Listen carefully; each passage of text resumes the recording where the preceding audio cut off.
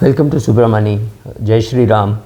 What are your financial resolutions for the year? I'm not even saying which year, it could be 2014 or 2024, doesn't really matter.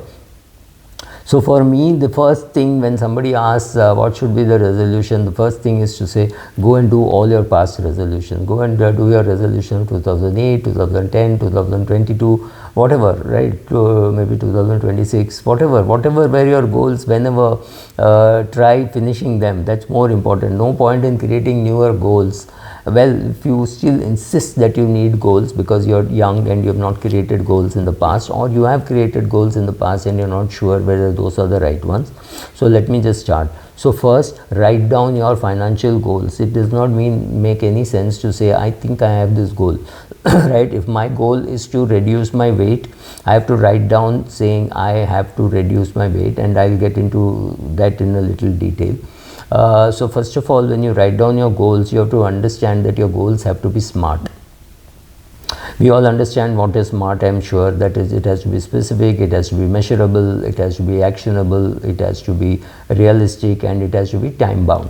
So let us say the goal is, normally people write down goals saying I want to reduce my weight from so much to so much. Even that is too high. They just want to say I want to reduce weight. So what it means is, now they are 85, they want to come down to 72 or something like that, whatever is their ambition. So first of all, write down your goal and make it smart. Say, I want to reduce 12 kilos in the next 15 months or the next 12 months, which is 1 kilo a month, and which is about 500 grams a week. And for this, I will eat sensibly, and I will eat the right amount of carbs, proteins and fats. I will, if I don't know how to eat, maybe I will consult a dietitian, and then I will do this. I will join a gym, I will exercise, I will do all this and keep reducing my weight at 500 grams a week.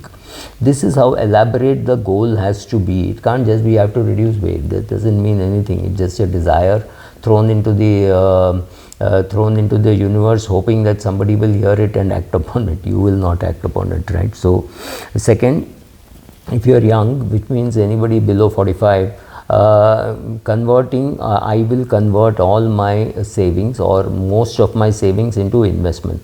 Just being invested is just having savings is not enough. Maybe it was good enough for your grandparents, maybe it was enough for your parents. I'm talking of parents means somebody who has already retired in, say, in the year 1998 or 2010 or something like that. Otherwise, they are going to be, if you are 30, the chances that they are 58 or 59 and still working, then it may not apply to them. But yes, those who are older and retired, they also need to have some corpus in equity. So second resolution has to be, I will do a proper asset allocation of what I already have. I'm assuming for a minute that you have not done asset allocation, so please do allocation of assets. Don't overdo equity, because equity has done well in the last 2-3 years. Maybe it is the time of real estate to do well over the next 3-4 years. I have no clue. I'm not suggesting anything. I have not bought any real estate. I'm not talking it up, but I'm just telling you this. Be warned, right? I will live a simple life because I want to choose freedom over anything else, right? So one is to live a nice lavish life, buy things which you can't afford, pay EMI, and then being able to buy it, that's fine. But that means you are postponing your retirement. So every spend that you do, every luxury spend or a small spend, this is another thing which people say, oh, luxury items I don't buy. It doesn't matter. But if you're addicted to something like travel, and you travel only by Ola or Uber, and you refuse to go by anything else, you say, I don't have any luxuries in life. Yes, but these smaller things also might hurt you when you're young. It won't hurt me. It won't hurt me if I go by Ola, Uber, own car, whatever. But when you're 22 and 23 and you're building your life, even that 640 rupees of Ola or 730 rupees of Uber or whatever, all that is going to hurt you, because it is going to hit your process of creating wealth, right? So make sure that you will choose a better life rather than better things, right? Next, it's very important, whether you are 22, whether you are 42, whether you are 62, to have regular conversations about money with your loved ones. If you are 30 years of age, maybe with your parents. If you are 22 years of age, definitely with your parents. If you are 35, maybe it's time you started talking to your children about money. Maybe they're too young, but they at least need to be taught money. So you and your spouse should have regular conversations about money and what your children should know about money. They may not understand, don't worry, suddenly one day they will understand. They will ask the rationale for your decision, saying, why are we eating in this hotel? Isn't it more expensive than the other hotel, and we actually like that food better? These kind of things which children have told me, and I have got this feedback from other parents who have got this from their children, right? So understand all that. Live a frugal life so that you can have your financial freedom earlier. Instead of retiring at 58, maybe you can retire at 56.